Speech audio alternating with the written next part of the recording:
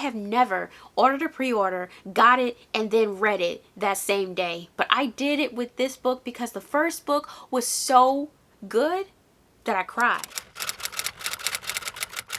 Friends, welcome and welcome back to my channel. If you're new here, hi, my name is Sigrid and I make videos about books because I love them.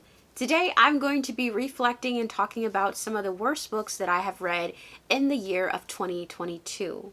Now this does not mean that these books were published in 2022, just that I read them, and I'm going to try my best to be respectful when I talk about all of these books, so please keep your comments respectful. I know that people are very passionate when it comes to their favorite books, and hopefully I won't be talking about any of your favorites, but I really hope that you guys can be respectful and courteous in the comments.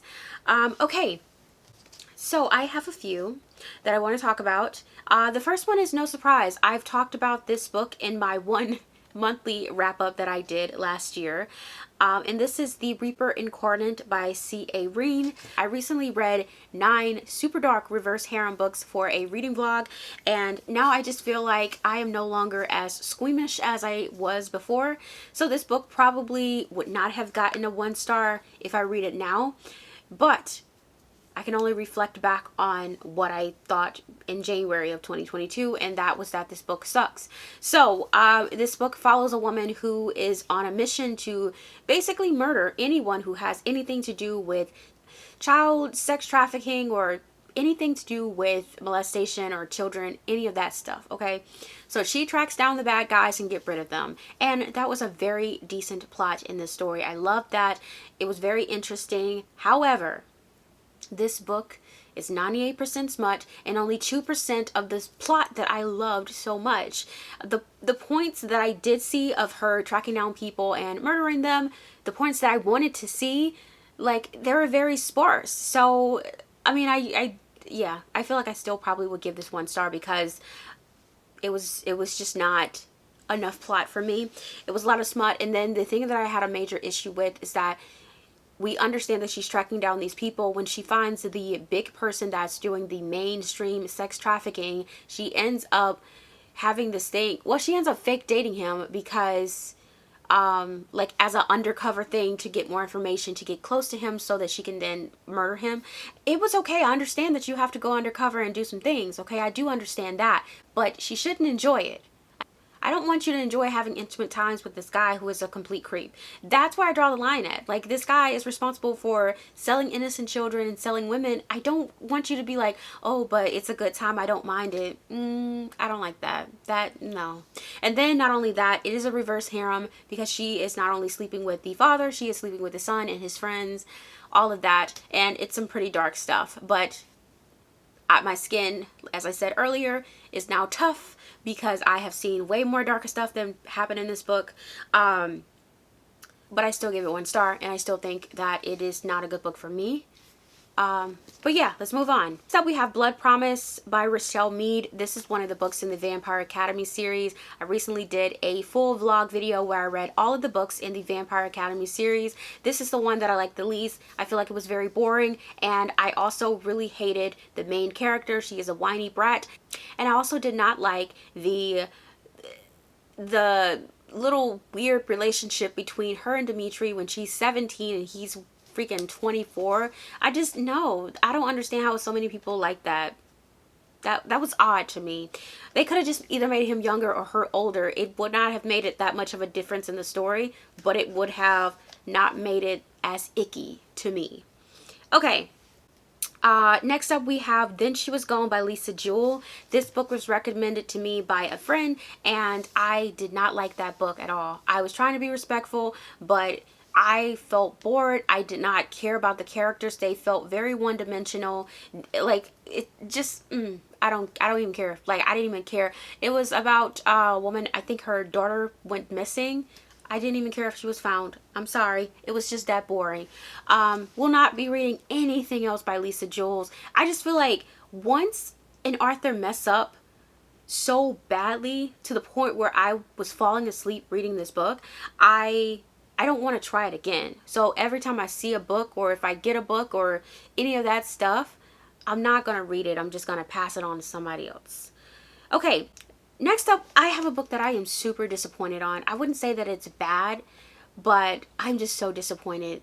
And okay, so I recently read Neon Gods by Katie Roberts, one of my favorite books. One of my favorite books. Okay, no, I'm not talking about that one.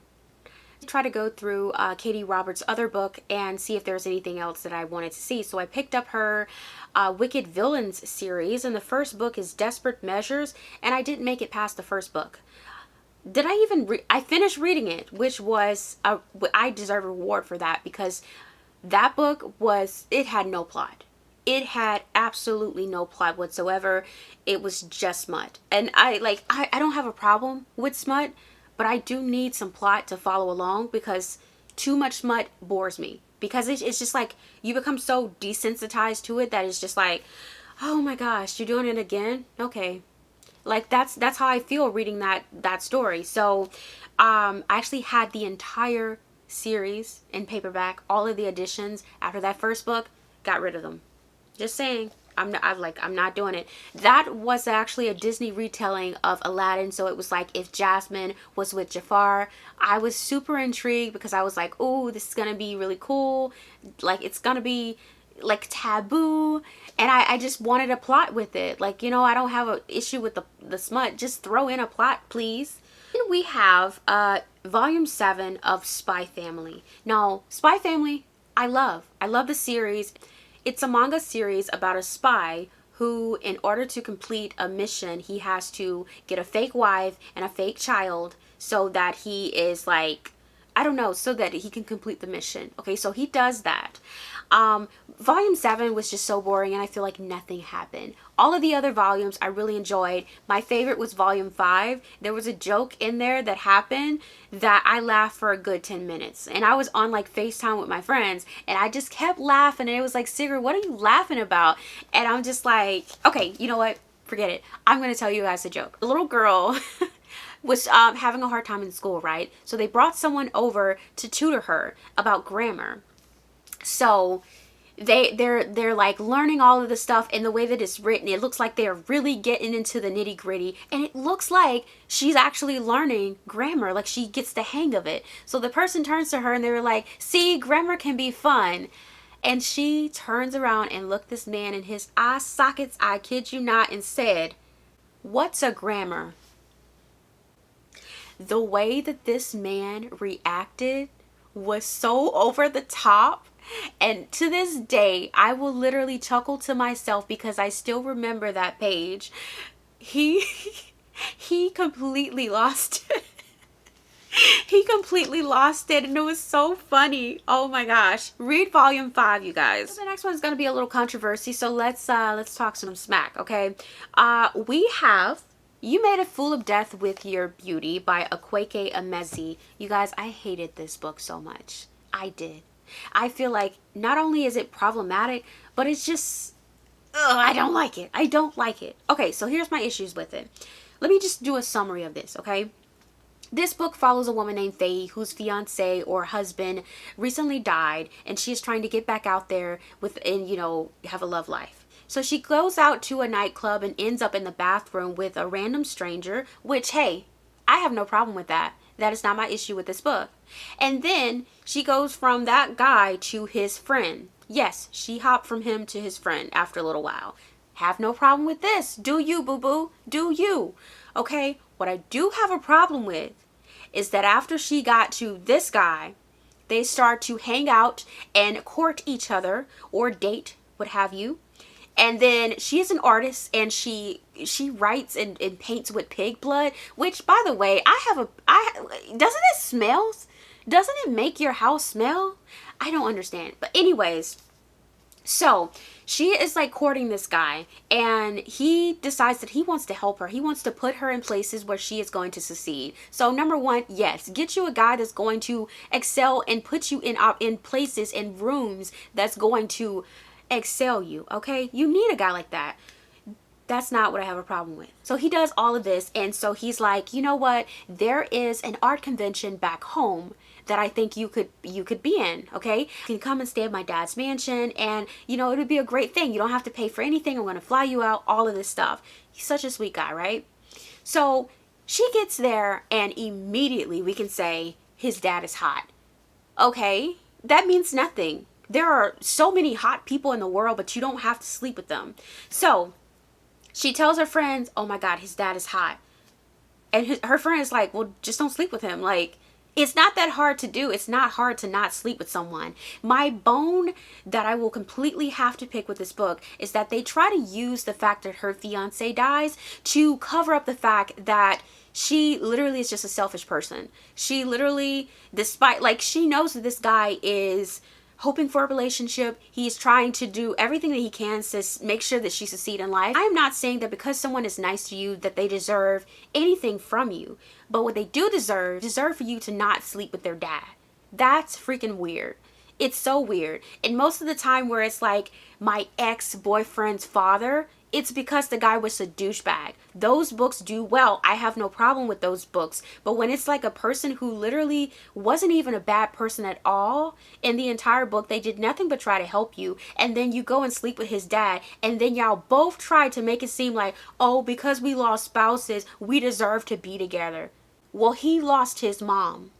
He lost his mom. What does he get? And so then Akwaeke tries to make it seem like this guy is a bad person because when he finds out, he completely like lashes out. So they tried to make it something completely out of his character, which I personally think he has every right to take all her clothes and tell her to get out of his father's house. I think that that's completely right. You're trying to break up this family. You're being selfish. It's completely inappropriate. Like, come on. Come on. So, and then not only that, then she tries to play the innocent act and be like, I think you should talk to your kids. You shouldn't choose me up. Girl, please. Not only that this guy was completely nice to you, but you completely broke up his entire family. You stole his dad. That is so freaking weird. My biggest critique with this book is that it tries to use the very realistic issue when it comes to men dating women and having expectations that if they're nice, that you will date them or you will do stuff with them. That is not what happened here. Okay, the guy was nice, but he wasn't expecting for her to date him. He wasn't expecting her to have sex with him. He wasn't expecting that stuff. He was just expecting her to be a decent human being and not sleep with his dad. Like, I don't even think that crossed his mind, despite the fact that he knew that she was, you know, doing stuff with his friend. So you lose them how you get them. But I will say this, I just feel like it was extremely problematic because that is a topic that really needs to be shed light on, because I have had experience with that. Just because you're nice, people expect for you to date them or expect for you to give them something in return for just being decent human beings. But I just found the main character to be extremely selfish. And I don't like the fact that they're using the death of this random person that we don't even get to see. Like, we don't even get to see no flashbacks of anything. We just know that he was the best guy ever and he died. No. I don't believe it. And then you try to make it seem like because these people died, they deserve to be with each other, despite someone who is going to be completely hurt, despite this family who is going to be completely broken up. It's not worth it. It's not even love, it's lust. I would see if they was in love, but nothing in this story made it seem like they were loved. There was no freaking chemistry between them. It was just lust. She just liked how he looked and she just wanted to have sex with him. And that is the whole story. That is all she wrote. And I don't like it. So I just really hated this book, you guys. I gave it 2 stars, and it's not just me. Our buddy read this with a friend of mine and she also felt the same way. So, not saying that like we are the ultimate, like, you know, thing, but like I feel like if we both have that same thing and we weren't even discussing it, we just kind of was just like, I feel this way, and she was just like, I felt that way too. So, I don't know. I just don't understand how this book is so hype, and I don't understand how someone can read it and not get that the issue is not what it seems. Like, I just don't think that it's an issue of that to try to make it seem like that. And then, like, I was about to move on, but and then it all wraps up and everybody is just okay with their love. Like, the first guy that she pretty much was in the bathroom with in like chapter 1, he comes back and was like, you know what, you're a good person, you deserve love too after all you've been through. You don't even know her. Like, and then not only that, like, you ain't mad that she went with your friend? I don't know. it was just a little too convenient for everyone to do. And then not only that, the guy that she hurt gonna come back and be accepting of it. I'm just like, no, no, absolutely not. You deserve every right to be upset. That is your dad. You like, if you're courting someone, they can't sleep with your dad. That's off. That's foul. That's foul. Like, that's completely off base. It's completely unacceptable. I don't even care if you guys are not exclusive. Even if you're dating someone and you're not exclusive, their parents are completely off limits. That's just, it's completely taboo. It's weird. All right, we're moving on to The Last House on Needless Street. I ended up DNFing this book. I feel like I went into this thinking it was going to be a thriller, but I did not like the writing style. I was listening to the audiobook, but I also had the ebook and I was reading along, and I didn't like the way that it was written. It was kind of weirdly to me. And then there was a chapter where the cat had a perspective, and that's where I draw the line at. That is where I draw the line at. There is no way I'm going to be reading a thriller and listen to a talking cat. I'm not doing it. It's not a fantasy, it's thriller, and I will not merge the two. I'm sorry, but no. So I ended up DNFing it. I understand that people think that this is the best book since sliced bread, but like, I just couldn't get past the talking cat. So next up, we have The Troop by Nick Cutter. This is another book that I DNF. I could not get past the fat shaming. It was just so much in it, to the point where I think they were actually making sound effects. I remember them talking about, it takes place at a camp. It's like a horror book, and they were talking about this one character, and the way that they go into so much about describing how fat the character is, it's just so uncomfortable to me that I just was just like, you know, no, I'm not doing it. Like, it's not worth it. So DNF'd it, and I haven't thought about it since. Next up, I feel really bad about putting this one on the list, but it's Ring Shout by Jelly P. Clark. I feel really bad because I feel like maybe this book just isn't good for me. So I'm not going to say it's the worst book, but I will say it was a little disappointing for me. So this book, I'll just let you know what I thought it was going to be. I thought that this book was going to be like Django, where it's like, it takes place in a time where black people, you know, is kind of like in shackles and stuff, and, you know, one person is going to overcome and, like, you know, do things. That's what I was expecting. So in this book, there is Ku Klux Klan members, but they're like monsters. They're literally monsters. I'm not even figuratively talking. They literally turn into monsters that can then be killed. It's weird. And I feel like I have such a huge issue with being able to disband belief when something is actually real, when something actually happened and then you try to make it into a monster. Like, I don't know, when you're talking about mermaids, that's something that doesn't exist as far as we know. I truly do believe mermaids exist, but that's a different story. Or when you're talking about vampires, that doesn't exist. So it's like you have full reign to change and, you know, make them fantasy, but taking the Ku Klux Klan members and making them into like a mythical creature or fantasy creature it's a little far-fetched for me, and I just couldn't get into it, so I ended up DNFing this one. Next up, we have a book that I know that I don't like, and I've read it twice, okay, and I gave it 3 stars each time. This is Sheena Maguire's Across the Green Grass Fields. It is book 6 in the Wayward Children series, and I know you might ask, why are you continuously reading this book if you don't like it? Well, I was rereading the Wayward Children series, and I didn't want to skip any of the books, even though I feel like this book is like not really important, and so I feel like next time I reread it, I won't read it. This book follows a girl who, I forgot what the term is. Maybe I'll look it up and write it in there, but forgot what the term is, but she is like in middle school or something, and all of her friends is going through puberty and she hasn't went yet, and there is something that is wrong with her DNA, so she keeps asking her family, and so they sit down with her and they tell her that she was born with, I think, the chromosome for both male and female, if I'm not mistaken. I think that's it. So she goes and tell one of her friends, thinking that she could trust her, and of course she can't. It's middle school. Like, are you kidding me? So of course the girl is just like, oh my god, you're a guy, and you've been lying to me this whole time. And then she tells the whole school. So the main character runs away. She finds a portal to this other world. When she enters, it's like a world of green grass fields, which is completely boring. And then she finds these half centaur, half female people to like be with for the entire book, and nothing happens. Nothing happens this entire book. Just think about green grass fields. Doesn't that just screams boring? I feel like nothing happened, but it also is so boring. Even centaurs to me is boring. It's not my favorite mythical creature, but yeah, I just feel like nothing happened in this book. All the other books are so much better, so I would definitely still recommend that series, but just that book alone, child, just skip it.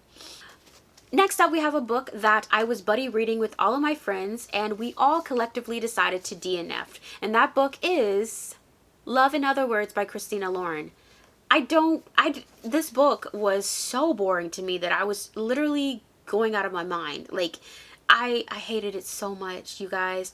This is the book that made me realize that I don't think I really like childhood friends to lovers, but I'm not really sure. I'll just have to keep reading different books and seeing if I like it.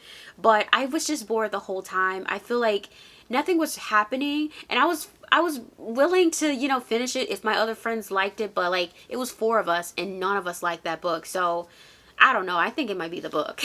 Okay, so next up we have another book that I DNF, and this is The 7.5 Deaths of Evelyn Hardcastle by Stuart Turton. I was listening to this on audiobook, and I got a significant part into it, like probably like 40 or 50% into this book, and I realized that I just did not care. I didn't care what happened. I didn't care anything about the book. So I was like, why are you still reading it?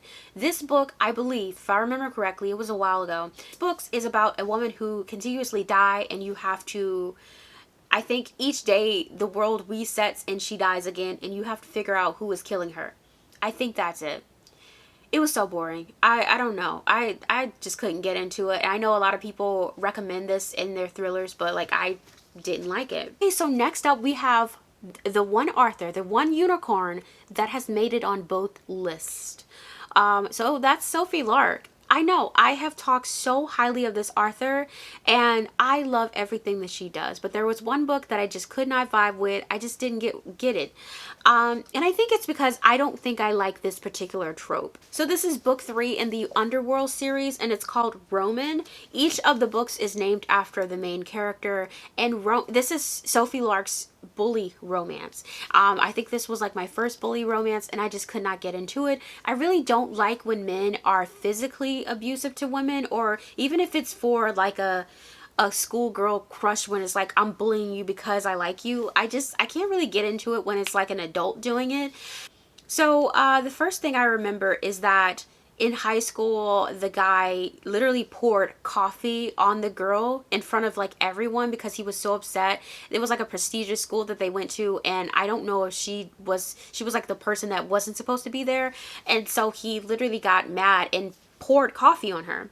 And then the second thing is, like, when I DNF the book, he bumps into her, like literally bumps into her so hard that she falls on the ground, and she ends up ripping her clothes after they meet as an adult. And so I was like, oh, I can't really get into this. If there's gonna be anything else like this, I don't think I'm gonna like this. I don't like when men are like mean to women. So this was not my cup of tea, but I did read on, and I do love all the other books in the series. So this was just that one outlier. So I do love Sophie Lark. She's one of my favorite authors, but everyone can have, like, you know, something they don't vibe with, even if it's their favorite author. So I have a book that I was just really disappointed in. This is Hide by Kirsten White. And I feel like it's because I had my own expectations of what this book was going to be about. So from my understanding, this is what I thought the book was going to be about. Tell me if you like this book. So I thought this book follows like it follows different perspectives of people who has to survive in an abandoned theme park. So I was just like, I bet the plot twist is going to be, you know, random people, like, you know, the company is going to have them there and they're going to kill them off. Wouldn't that have been great? I am so messed up. But no, that's not what happened. It has like a weird paranormal plot twist to it, and I hated that. Don't tell me to go into like a thriller and then the plot twist is something that is something I would have never thought of. It's something paranormal. Like, don't tell me that. I didn't it wasn't bad. I still enjoyed the book. I think I gave it 3 stars, but like, it's not what I expected. When it's a thriller book, you expect it to be a human. You don't expect it to be anything paranormal related. And so I didn't like that, but it was interesting. I did finish it, and it was really interesting throughout the book. So yeah. Next up, I have another book that I was also disappointed at. I still finished it, and I think I also gave it 3 stars. This is The Registration by Madison Lawson. This is a book that I pre-ordered. Okay, I am not someone who goes around pre-ordering books all willy-nilly. So I pre-ordered this book because, okay, get this. This is the synopsis. Like, come here. In a world where you could literally kill one person in your lifetime, and all you have to do is register for it, okay? But the caveat is you have to do it within a certain amount of time, okay? So after you register, you have to go ahead and do it. And then once you do it, there's no consequences. Like, you don't go to jail. You just get that one shot, one opportunity, okay? About to start singing Eminem, but you get that one shot, one opportunity. So this girl goes to the registration because she is about to, I think she's about to put her stepfather's name down, because she was just like, no, I want him gone. So she gets there and she realized everybody is putting her name down. I'm like, what? So that's the summary that I read. When I get there and I read the book and I realized the reason why her name is being put down, I felt so disappointed. If you're reading this book, and if I intrigued you by saying that summary, you're going to be disappointed in the plot twist and the actual reason why people are coming after her. Yeah, so, okay, so next up is The Echo Wife by Sarah Gailey. It follows a woman who is a scientist. Her scientific discovery is that she knows how to make clones. She finds out that her husband has used her material, okay, her work, to make a clone of her so that he can cheat on her with her. Yes, I would be flattered, because I'm just like, out of all the women in the world, you choose to cheat on me with me? Like, what? You could have made a clone of Beyonce. Like, you know? But you chose to cheat on me with me. That's cool. But anyways, I felt really disappointed in this book because I feel like nothing else happened. We know about the clone. They get married. And then the plot twist, not the plot twist, but like the summary says, when she murders the husband, she has to work with the original wife to cover it up. And that's it. I just felt like it wasn't thrilling. It was just kind of like very like no high stakes. It was low stakes. Like, I don't know. It was a very calm thriller, but it's not supposed to be. I feel like it had the intention of having people saying, oh my God, what's going to happen next? But it was not. I was slowly flipping them pages like, like I could have stopped and like got a treat or something. I could have got a glass of water for the, you know, the amount of intrigue that I was in with this. Next up we have We Were Liars by E. Lockhart. This is a book talk favorite. It's completely overhyped. I hate this book. I'll say I did kind of like the plot twist. I do like those plot twists where it's like you think something and then they like flip the script and everything you thought you knew you didn't know. I do like things like that in movies. It does not work well in books for me.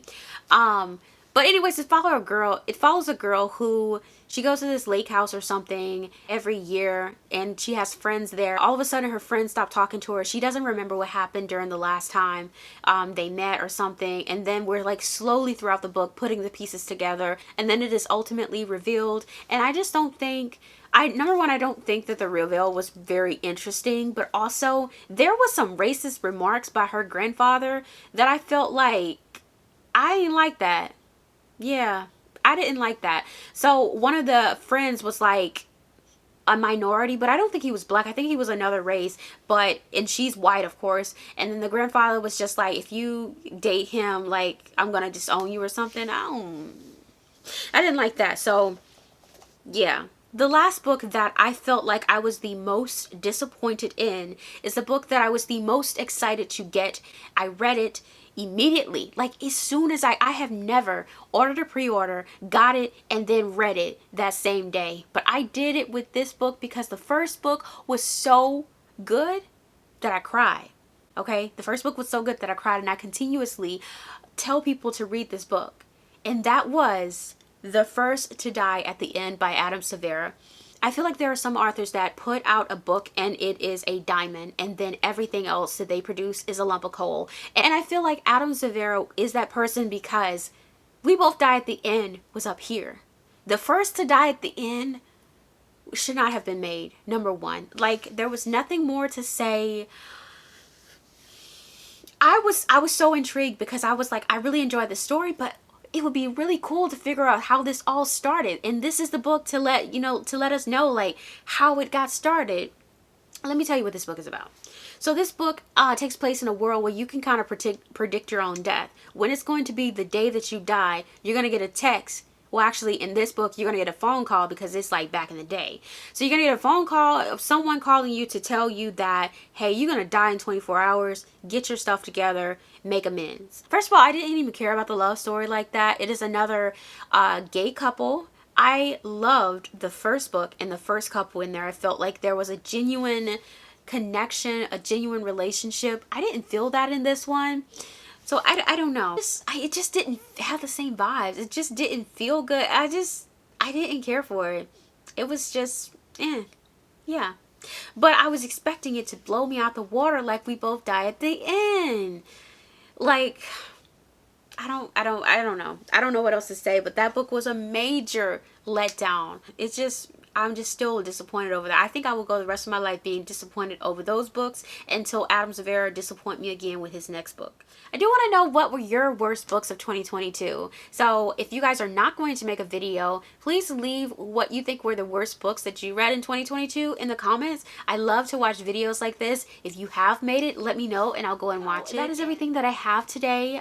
I will be making the best books of 2022, so definitely stay tuned for that if it hasn't already been made. I'm filming them both on the same day, and I have no idea which one is going to go up first. But yeah, so definitely check that out if it is up. But until next time, I will see you guys in a future video. Bye!